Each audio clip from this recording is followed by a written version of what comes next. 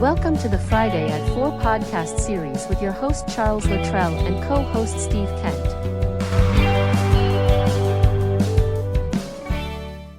Steve, good afternoon, buddy. How are you? All right, Chuck, how are you doing? Hanging in there, man. Welcome back to Friday at 4, episode 68, I think. Getting Wow, there. I think it's we episode are 68. definitely getting there. Wow, Yeah, yeah. A lot of interesting. knowledge, a lot of information. I really love what Yeah. we do, you know. And I think this topic today that we discussed earlier, I think really hits home for me and a lot of people. Sometimes this happens and we do something and we think about it and wake up the next day and go, oh, oh. And that Oh, thing is buyer's remorse. What yep. do you think about that, buddy? I've experienced it too many times. That's what I think about it. Um, Yeah, so when I was starting to work in the early 80s, um, back then I was down on Wall Street. And back nice. then there was a dress code and you dressed like a robot. Everybody had the blue suit, white shirt, red tie, and you had no choice. So you buy it and you wear it. But then I remember buying a pair of sneakers because at the end of a week, my feet were screaming, get me out of these shoes. So Yeah. I have a pair of sneakers and my feet were hurting so I made the mistake that I went shopping for shoes after work. So my feet hurt. So the first pair of sneakers that I got, because it was not the shoes I grabbed. Now I get home and I start wearing them on the weekend and I'm going, they don't feel right. I don't feel like my So I said, okay, shoes. maybe it's me. I got to get used to something non-shoes. So I wore them for the weekend. And of course I get them dirty and scuff them up. And then I go back to the next week of wearing the shoes. The following weekend, I'm looking at the shoes and I'm going, I can't, I got to return them. I go to return them and they say to me, no, Oh, because I no. got them dirty and scuffed them up and whatever else, they would not take them back. Yeah, I had buyer's remorse. yeah. I know people recently who bought a car and you put money down, you finance the rest, whatever else, and you go in and you buy the car and you think it's really nice and you do the test drive and it's it's a brand new car and it smells nice and Yeah. drives nice.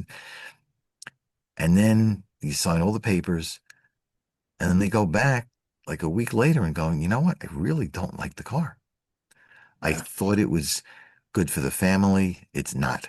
I thought it got good mileage. It doesn't. Um, it doesn't ride well, blah, blah, blah.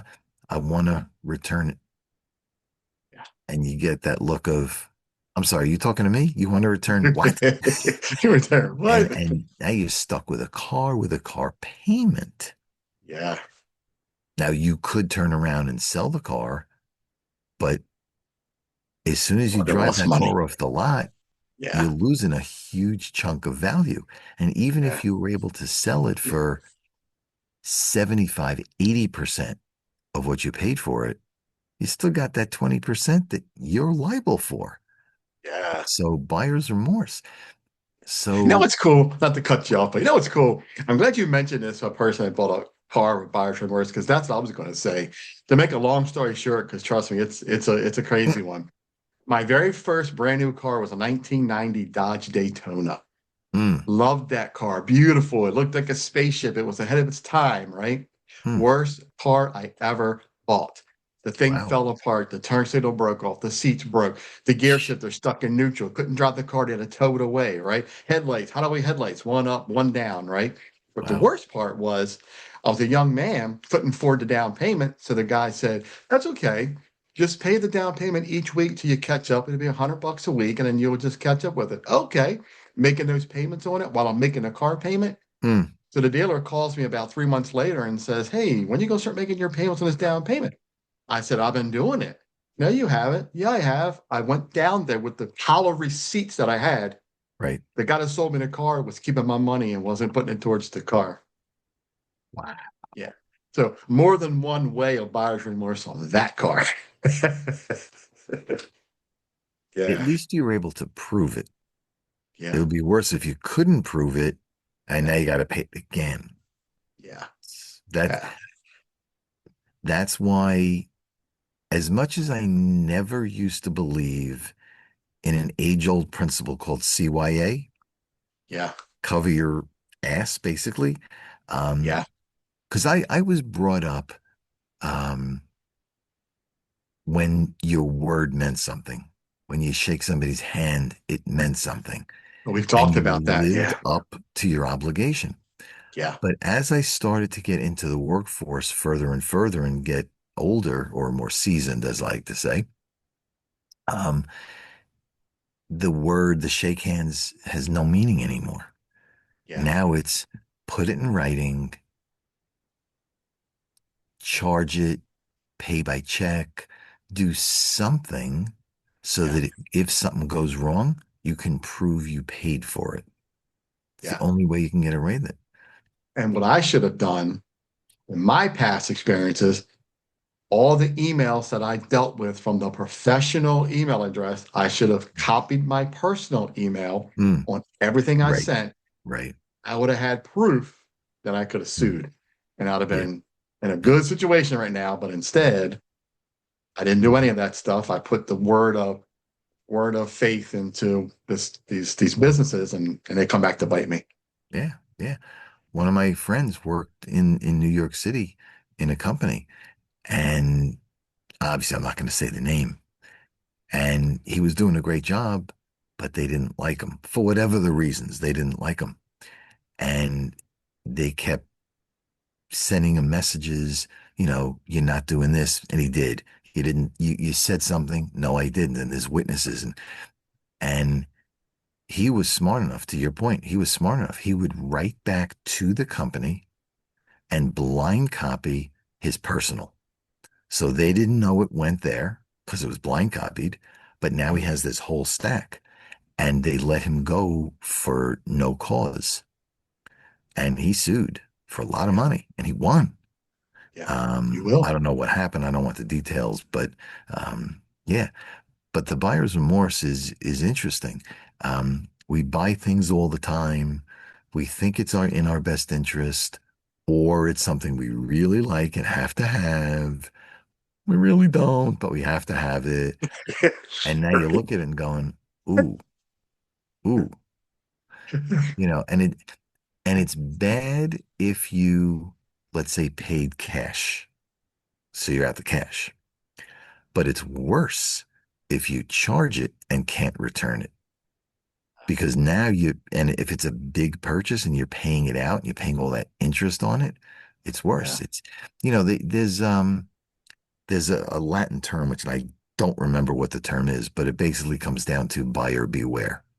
yeah, And you really have to look and test drive and examine and research and do all those things before you buy something. Because once you're an adult and you sign a contract, you're pretty much liable for what you're buying. yeah, And right. could you get out of it? Maybe. But at what cost? How much time? How much aggravation? So if you're going to buy something, and I'm not saying you shouldn't, all I'm saying is do a little research first. You hear stories about people that love a house. So the thing that's going on in the last bunch of years, certainly here in New York or parts of New York, a house, let's say, goes for $200,000, but multiple people want the house. Now they bid up the price. Now it sells for 230, 240. Should have only been for 200. Now it's 240. And you think, oh, great, I got the house. Until you realize the lender will give you a mortgage based on the 200, not the 240 you paid. Now you're going to come out of pocket for the extra 40. Then you move in and you realize the neighborhood's not everything you thought it was. The school system's not what you thought it was. You just bought this house, spent all kinds of money. What do you do?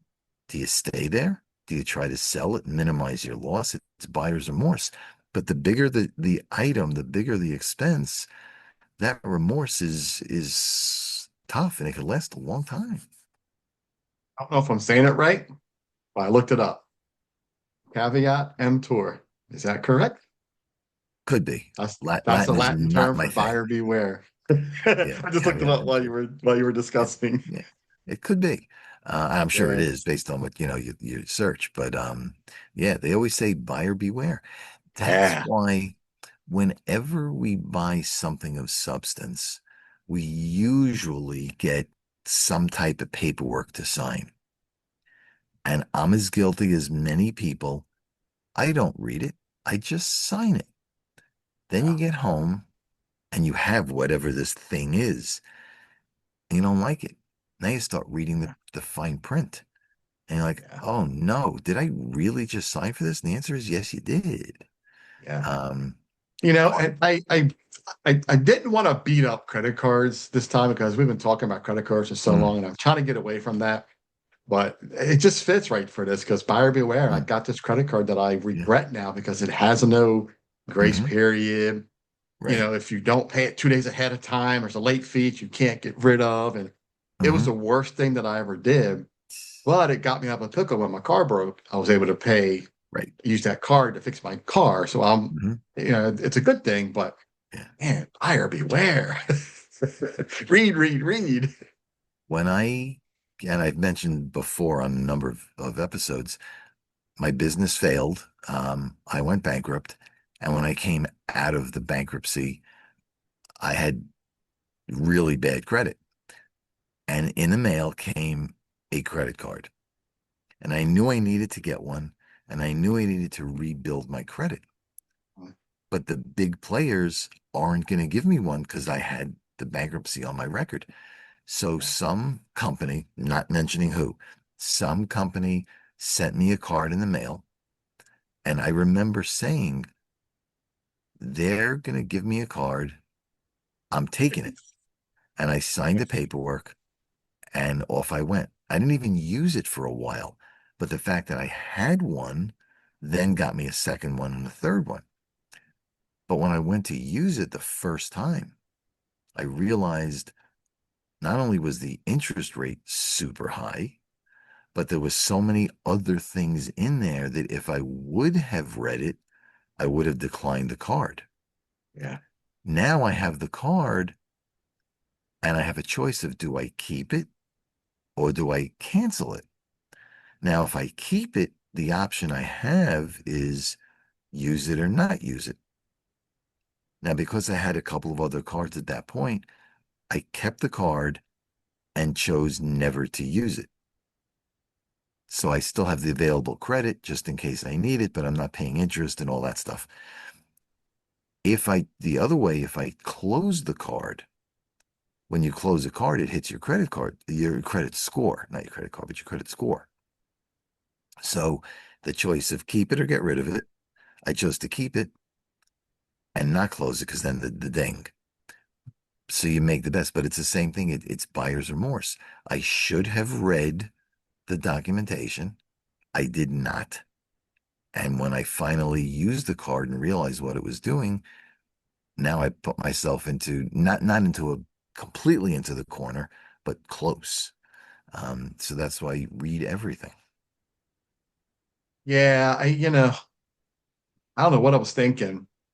I guess because it came in the mail, it was easy. I went Mm, online, put the code in. They said, "Congratulations, we got you." And I said, "Great, because I need it." Click, send it to me. Ugh. yeah. Uh, But yeah. the good thing about that is I put them on my calendar 2 days ahead of time. So Mm, I pay it 2 days ahead of time. The bank sees it the next day, it gets through, it mm, processes the date of yeah. the payment, it Right. processes and says, "Hey, we got your payment, you're good." Got it. Now, because all my bills were set to be paid on the day that they're due, and I've never had a Right. problem with that Yeah. ever. Yeah. This is the first time I had that problem, you know? Mm. So, Yeah. yeah. Yeah. Like you, I have all my bills set up to be paid usually a day, 2 days, 3 days before they're due, just in case. I Yeah. also do as much as I can online. So I have a trail and a timestamp of when it was done. And when they come back and say, yes, congratulations, you've paid X bill today, I screen print that and Still I didn't save help it me, for a Steve. while. Still didn't help me. I paid it that exact day. Paid it. Mm. It showed on the account that it went on that day of that it was Mm. due. But because they said it didn't process until the next day, That's not your that's why they problem. did it. It's due. I paid Exactly. it. Exactly. But that's why I have buyer's remorse for this card, Mm. because I really wish I didn't do this when I got a different Right. one, because now I'm stuck, you know? See, now buyer's remorse takes a different twist. And it's a matter of how far a person wants to go. In your example, you could sit there and say, all right, something messed up. I can leave it alone. I can fight it and hopefully they'll reverse the charge. And they did. Or you can take the route of expressing your opinion on social media. I don't do that too much. Yeah. Now, but here's the good side, bad side. Yeah. You can express your frustration and you'll get a whole bunch of people that will read your post and like on your post and give you all kinds of feedback. But you have to understand the company that you're writing about is bigger than you Yeah. with very high priced attorneys. Yep. So you really have to make the decision, do I fight it 1-to-1 and hopefully get this one episode fixed? Or do I try to raise something bigger and risk, getting smacked by a bigger company? Yeah. I always do the right thing, Steve. I always reach out to the company. Yeah. Oh, yeah. Hey, this is what happened. This was going on. What can you Hmm. do? What can you help me? Right. Well, I found out that you can do it once a year. Oh, If you mess okay. up once a year, they're going to fix it, right? It was Mm. a $30 late fee. They reversed it. I'm very Mm. thankful and grateful they did it. Yeah. I fixed it. They won't do it again. I'm not a guy, even though I'm in the field I'm in with my show and my reviews, Mm. I don't blast any company. I don't blast Right. any business Right. on social media. That's not my thing. I like to let things go where they go Hmm. naturally, Right. that organic flow, because eventually it Yeah. all comes to a head anyway. Sure it I've seen does. it Sure it does. numerous times, Yep. Yep. and by doing the right thing, it helped me because now I got that money back. They Hmm. saw that I paid it. They saw I paid it when Yep. it was supposed to be due, but Hmm. because it Yeah. processed within 24 hours, Right. there's they told me basically pay it ahead of time so it doesn't happen again, you know. Right.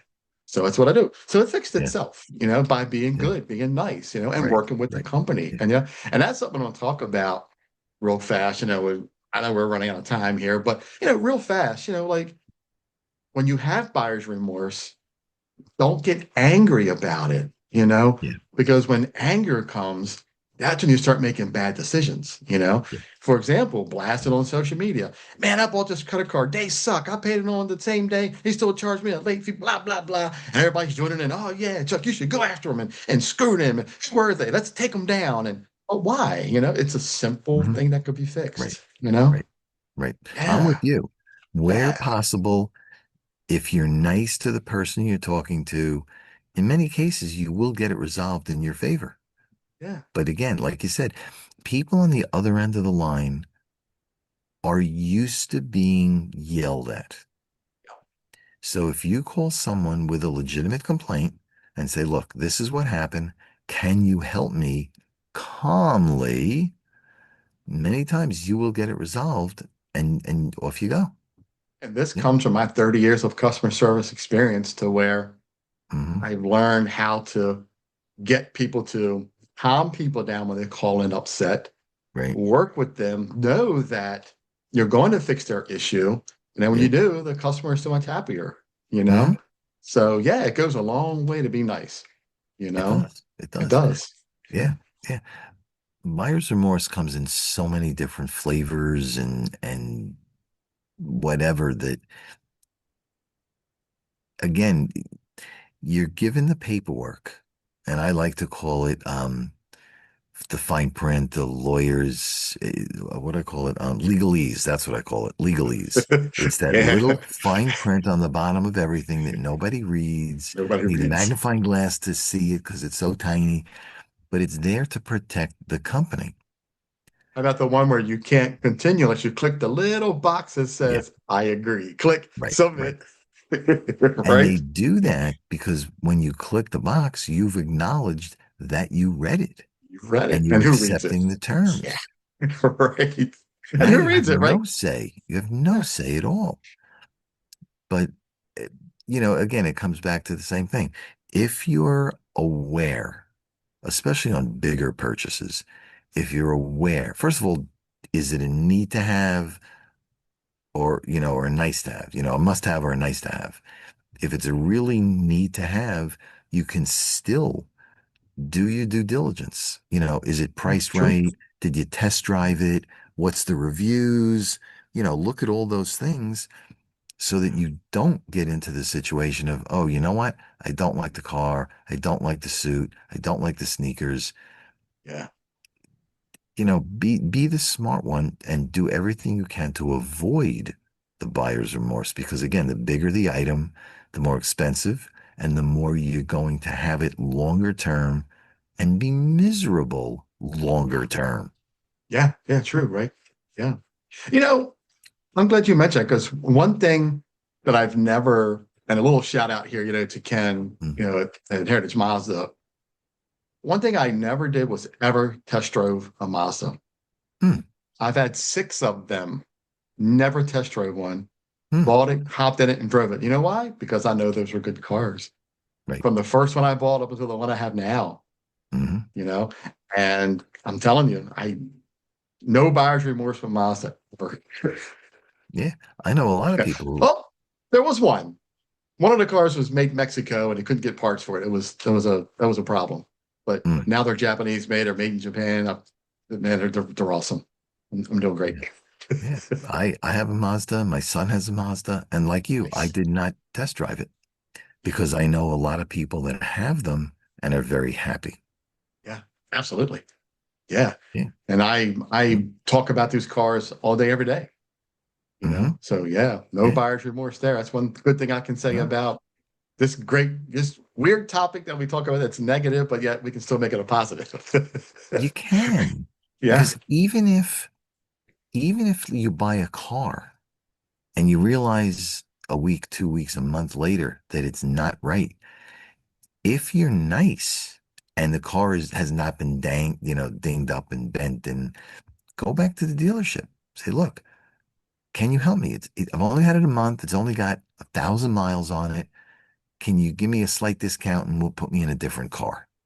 I'm And almost positive that a lot of companies have a 30-day return policy now oh, with do they? cars. I'm sure it's That I like the don't know. mileage too, but when Okay. Ken watches this episode, he'll probably make a comment about, Hmm. his opinion about it. But I'm pretty sure there's some places have like try before you buy now. It's really Hmm. interesting. They're starting Wow. to be lenient with things and companies are understanding that, that not Hmm. everything is for everybody. And, Right. you know, you can return things without any Hmm. penalties. Yeah. As long as you treat it right. I mean, yeah, Yeah, you can't exactly. Yeah. destroy it and then try to return it because that kind Right. of won't work. But I didn't take it off road and smash it all up and be like, all right, I don't want this car anymore. I don't like it. yeah. That can I work. on a totally different note, I saw this. I think it was on Facebook, which again, for what it's worth. For what And it's worth. this woman goes into a dealership and she wants to test drive a car. Goes in 10 o'clock in the morning, wants to test drive a car. So she leaves her car, as collateral or whatever else. She needs her license to drive, but she leaves her car there and test drives the car and comes back like 8 hours later. And they said, where were Nice. you for the 8 hours? Oh, I ran all my errands today. Thanks very much. Got back in her car and left. So she used their car, their gas to run all her errands and then left.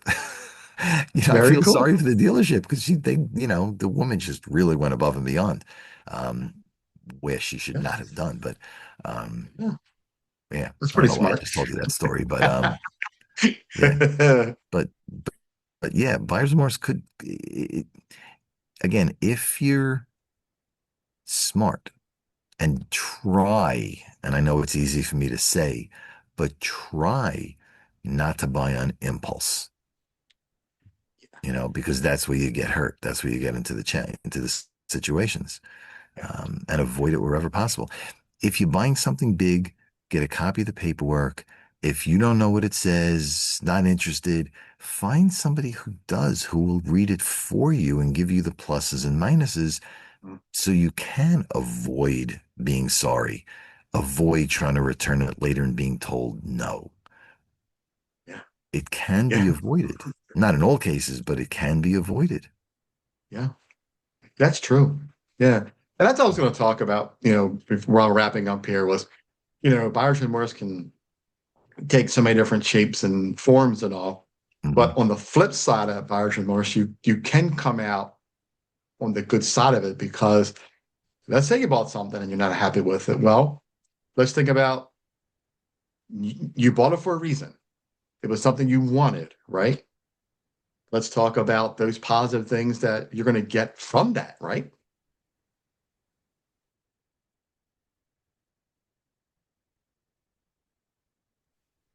Sorry, I was half choking. Don't choke. It's very unhealthy. Okay. Yeah. Ugh, sorry about that. Yeah, I mean, think about the positives, right? You wanted it, you bought it, Mhm. you wanted it for a reason, whatever it is, the car, the Mhm. TV, the computer, the cell phone. One of the biggest buyer remorses is probably spending $1,500 for a cell phone, and you get it like, did I really need this? Do I need the extra memory? Do I need this fancy schmancy phone? But what I always like to say about a phone now is the phone does more than just be a phone. That is a small computer in your hand now, Right. and it can be your video camera. It can be everything. It's your calendar. It pays your Yeah. bills. It does everything. It Yeah. searches the webs. There's so much to it. Yeah.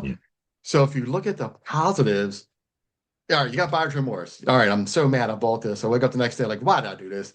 Now I just spent $1,000 on this. But then you look at, well, what am I going to get out of it, right? Right. What Right. good is it going to be with this thing or that TV or that car or that phone or whatever it is? Yep. So Yep. yeah, look at the Yeah. positives, man. There could be positives, more Yeah. than what you're thinking originally. So yeah. Hmm. So before Yeah. you go to return something, think, can I use it in other ways? If Yeah. it's a better product, Yeah. is it going to last longer so I don't have to replace it with something else than I would have if I bought a cheaper model of whatever it is? So you're right. Yeah. Look at that side too of added value of it. Buyer's remorse on having a 1992 Mustang LX 5.0 convertible that I put a lot of money into. Mm, Had it for 5 years, very low mileage, very clean car. I went to the dealer to buy a 1999 Ford Explorer. And the mm. guy asked me 5 times, are you sure you want to trade this in? Yes. 5 times. And let me ask you one more time. Are you sure you want to do this? And I said, yes, I want to get rid of it. It's Yeah, that. well, the car I had was a very rare car that I wish I Oh, would still have to this day. uh, Yeah, because I went online to research to find another one if I could just find one. mm, And oh, the color combination you had was super rare. Gee, thanks, Chuck. uh, Is that the universe back then telling me or foreshadowing, saying, "Hey, don't get rid of this yet because you got something?" well, he asked you 5 times, so He asked me 5 times. Yeah, that Ford Explorer was a nice little truck, though. I really liked it, I'm sure it but was. that didn't last long because I got a job that was, an hour and a half away, and it Ooh, was eating up my money, and I had to buy another yeah. economical car on gas. So, it didn't Mm, last long. Yeah. mm, So yeah, what a great topic today. I really enjoyed yeah, this. I yeah, think, I'd like for our listeners, anybody watching this, give us a comment on what do you have a buyer's remorse for? yeah. I'm curious to know what you bought and what you were like. The next day you woke up and said, why did I do this? And You know? once you bought it, what action did you take? Did you keep it? Did you try to return it? Tell us the issue and then what the potential resolution was, or the actual resolution. Either way, yeah, we'd love Yeah, to what was the hear resolution? some Right. stories. Yeah. What did you get? Why did you have buyer's remorse? And tell us what'd you do? Did you keep it? Did you take it back? What was the fix for you? I'm Yeah. curious to Yeah. know. Because Yeah. this is a great topic, man. It was a really good Yeah. one. I think so. It Yeah. opens up people's eyes that they do have an option to bring it back, maybe, but at what cost? Yeah. Yeah. I think probably everybody in our lifetime probably has one or two buyer's remorses, and they Mhm. bought something and like, Mhm. man, why did I do that? Yep. Oh my. Yep. So yeah, I'm sure Yep. we're gonna have some stories in the comments. Let's hope we get some stories in the comments. Yeah. Well, I'd love to read them. So yeah. Yeah, absolutely. Yeah. Yeah. Good Well, stuff. Steve, thanks again for coming on this Friday at Yep. 4 because It's 4 o'clock somewhere. I love it, man. Such a great topic. Yep. Yep. This was a good ending to the day. Having a rough day today, a rough week. Mhm. This topic really helped, end this day and this week on a pretty good negative but positive note, with talking about buyer's remorse. Right. Good. So Good. yeah, That's yeah, it. yeah. Just So add value. That's all we're trying to do. yeah, right. Absolutely, man. Yep.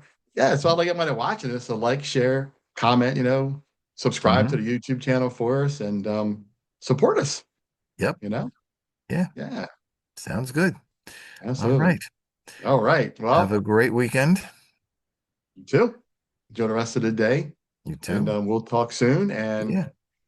take care. And have a happy, healthy, Merry Christmas next week.